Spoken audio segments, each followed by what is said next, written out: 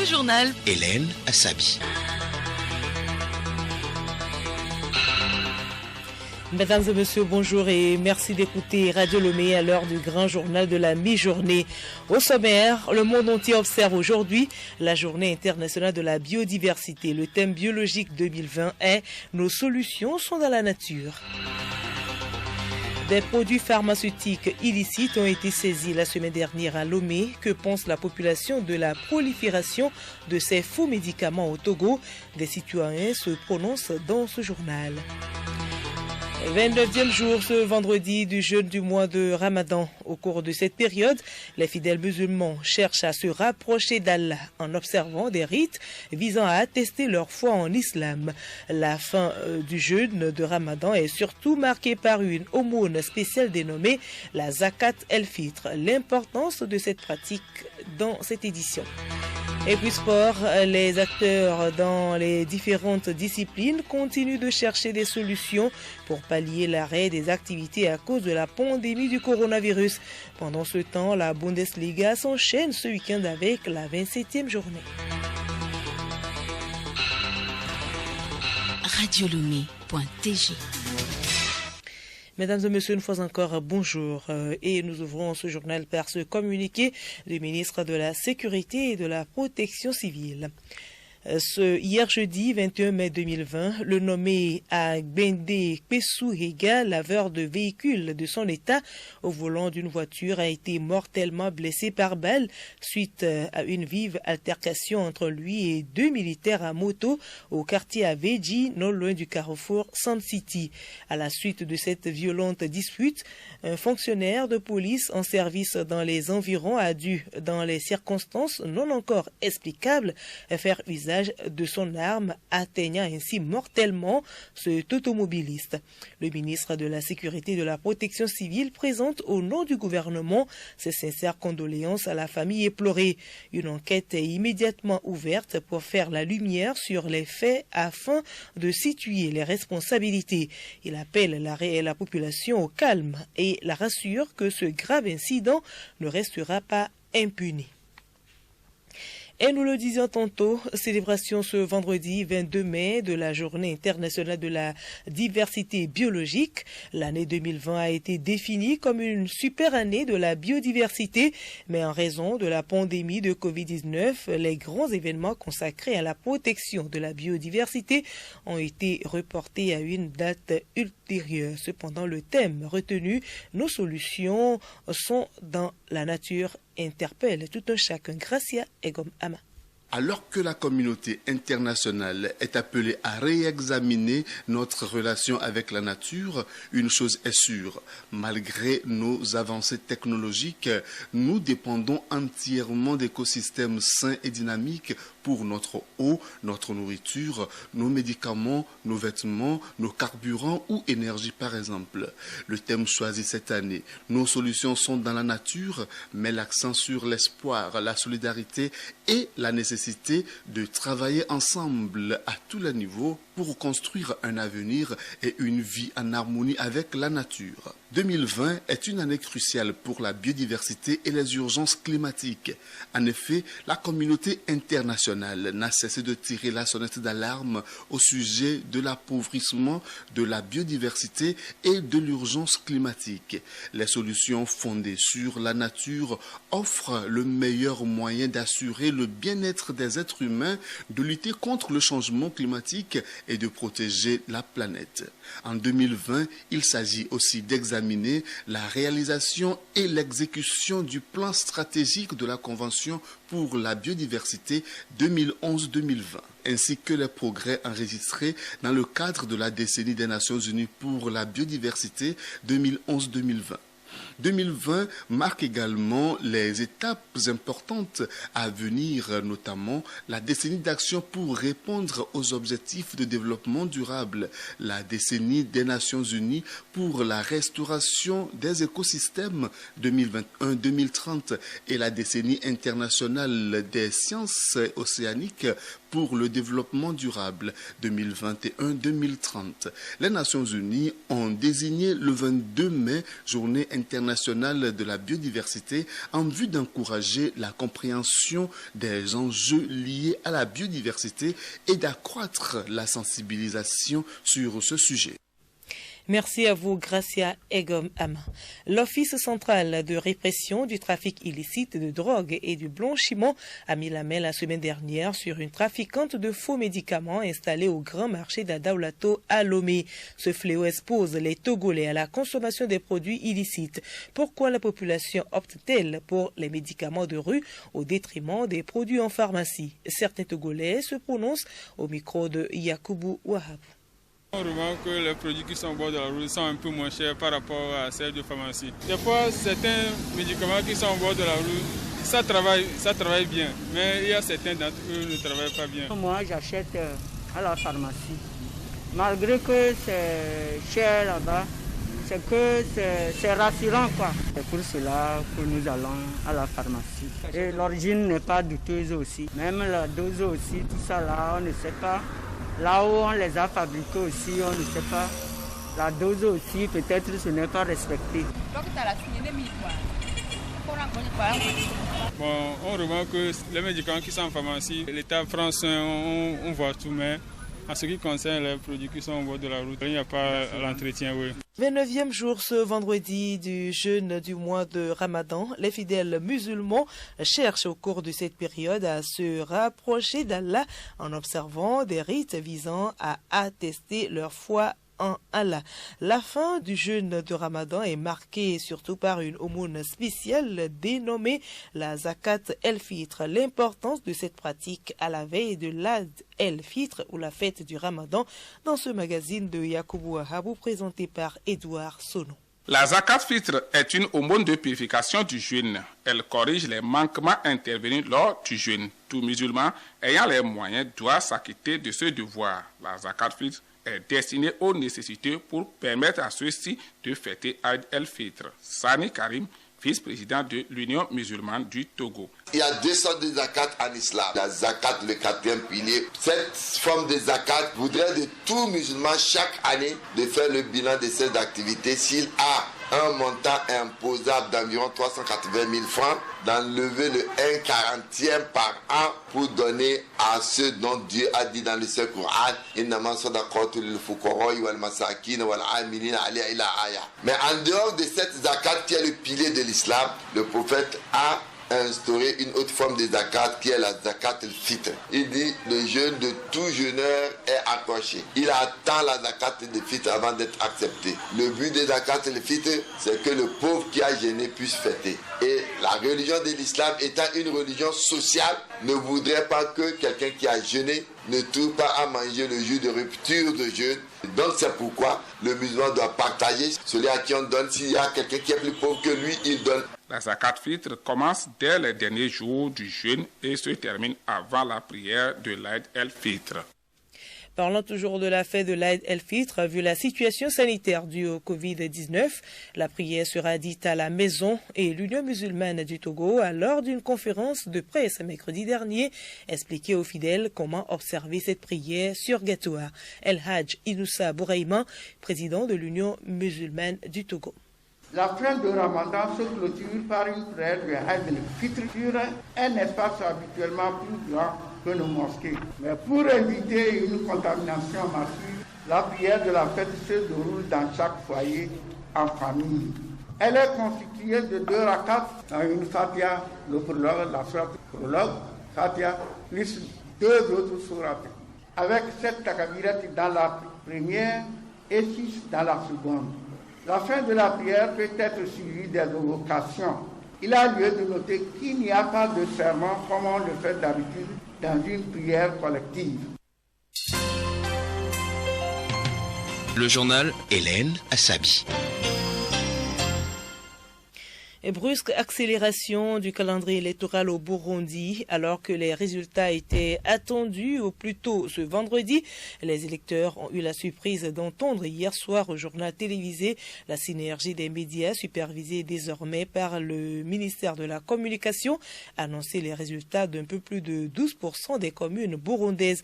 Le score attribué au candidat du parti au pouvoir, le général Évariste Ndayishimiye, sur ces communes éparpillées dans tout le pays est écrasant, près de 80% contre moins de 20% pour son principal adversaire.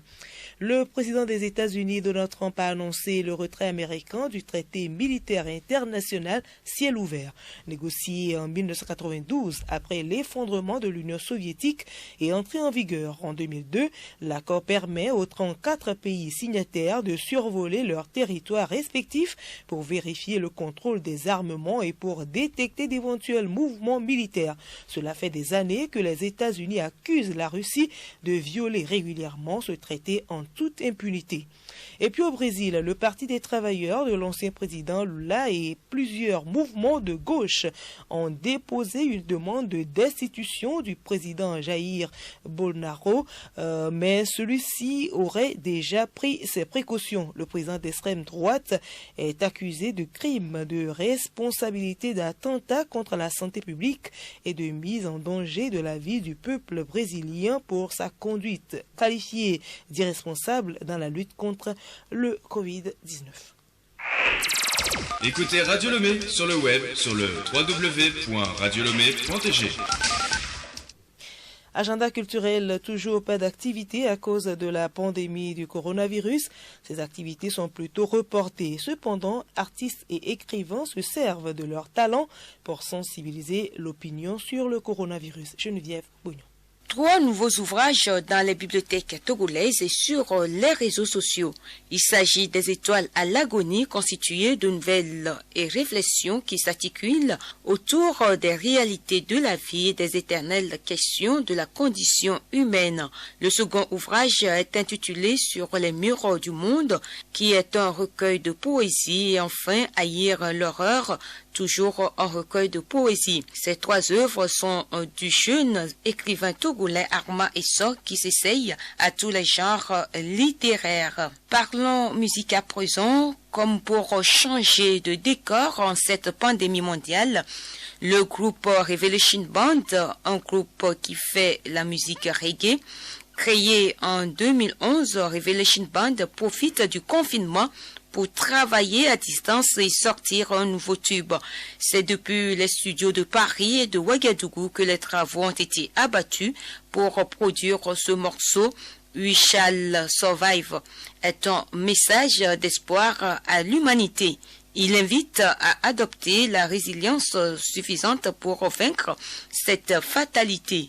Quoi de plus noble en ce temps de désarroi où tout semble couler à la dérive qu'une exhortation à l'espérance. Vivement que ce morceau illumine les esprits assombris et ravive les cœurs afin d'éclairer l'horizon incertain. Écoutons un extrait.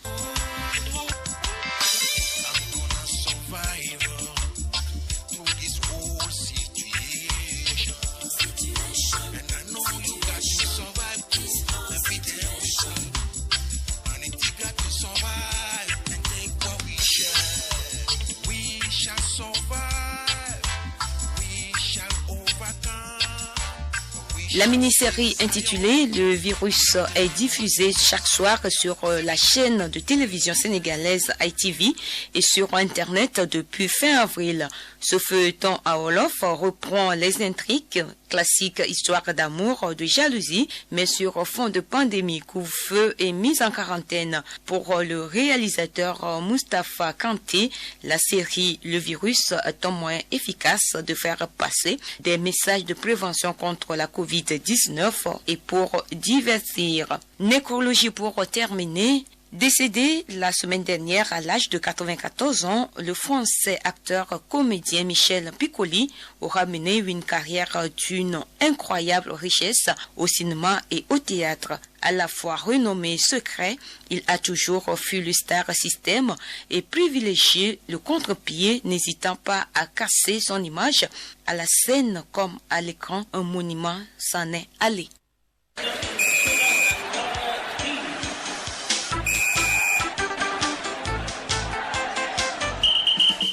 Sport, les acteurs dans les différentes disciplines continuent de chercher des solutions pour pallier l'arrêt des activités dues à la pandémie de coronavirus.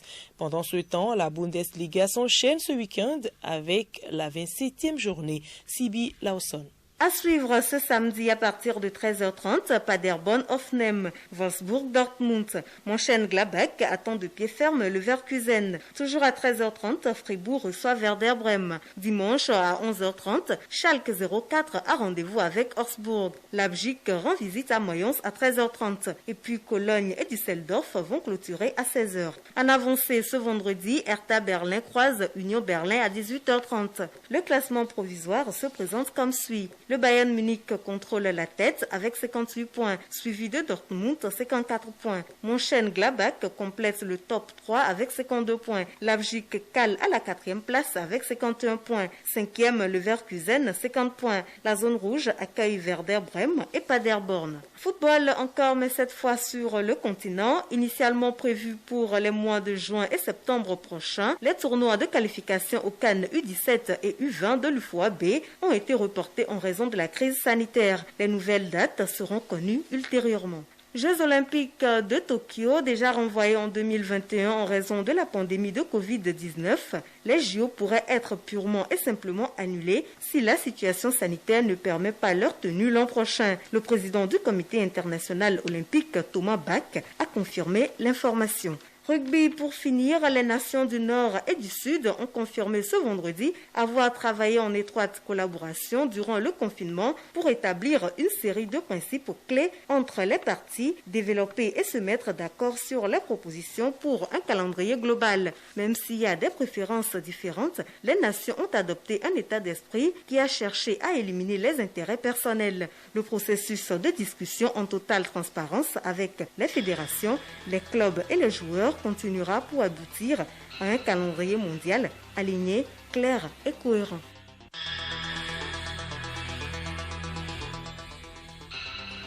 Voilà, nous sommes ainsi arrivés à la fin de ce journal. Retenez pour l'essentiel que le monde entier observe aujourd'hui la journée internationale de la biodiversité. Et le thème biologique 2020 est « Nos solutions sont dans la nature ». Et nous poursuivons avec la rubrique sensibilisation coronavirus. En absence d'un vaccin et face à la propagation de la maladie, la médecine traditionnelle en Afrique a le vent en poupe. Si Madagascar a son médicament à base d'artémisia, au Togo, les praticiens de la médecine traditionnelle ont été sollicités dès le début pour contribuer aux recherches. Sensibilisation coronavirus, c'est avec Juliette Camden.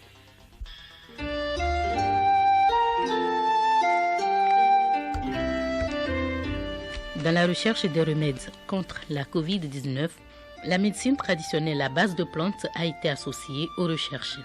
Il a été demandé aux praticiens de cette médecine de participer aux discussions. Monsieur Eswazinam Lakaza, coordinateur des fédérations des associations de la médecine traditionnelle de l'Afrique de l'Ouest, nous en dit un peu plus. Au vu de toutes les discussions, il y a un axe particulier qui nous a impliqués, nous, praticiens de la médecine traditionnelle, c'est la recherche. On a parlé de comment la faculté des sciences, avec toutes les disciplines, peuvent inventorier des thérapeutiques existantes, ou bien celles qui sont en cours d'évaluation, pas même si ce n'est même pas dans notre pays, dans d'autres pays. Est-ce qu'il n'y a pas d'autres formules au pays, ou bien dans la sous-région, que le Togo peut s'adhérer pour valoriser?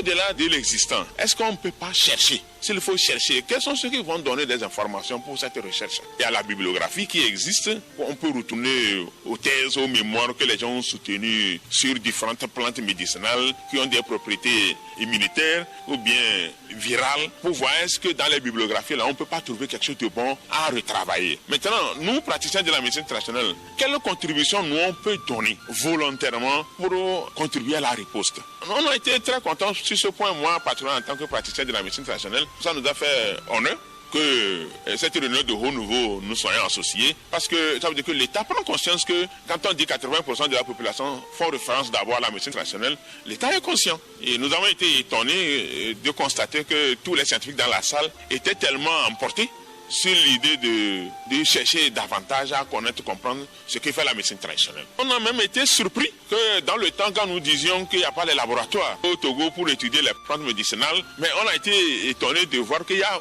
au fait de grands laboratoires qui sont d'ailleurs équipés pour faire le minimum. Donc ces laboratoires-là ont été réquisitionnés pour faire des travaux. Donc nous, praticiens de la médecine traditionnelle, nous avons été sollicités à collaborer avec les scientifiques pour voir si éventuellement nous ne pouvons rien trouver. Nous sommes sûrs de pouvoir trouver quelque chose. Même si nous ne trouvons pas un seul médicament qui soigne Covid, quand même on peut trouver des différents médicaments qui peuvent agir sur les différents symptômes pour peut-être à la longue faire des combinaisons. C'est donc confiant et très motivé que les praticiens de la médecine traditionnelle participent à ces recherches.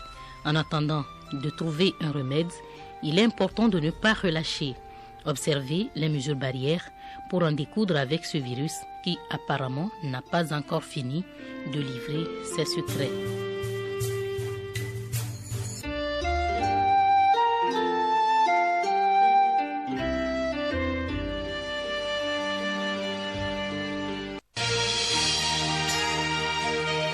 Radio Lomé, boîte postale 434, email radiolomé@radiolomé.tg.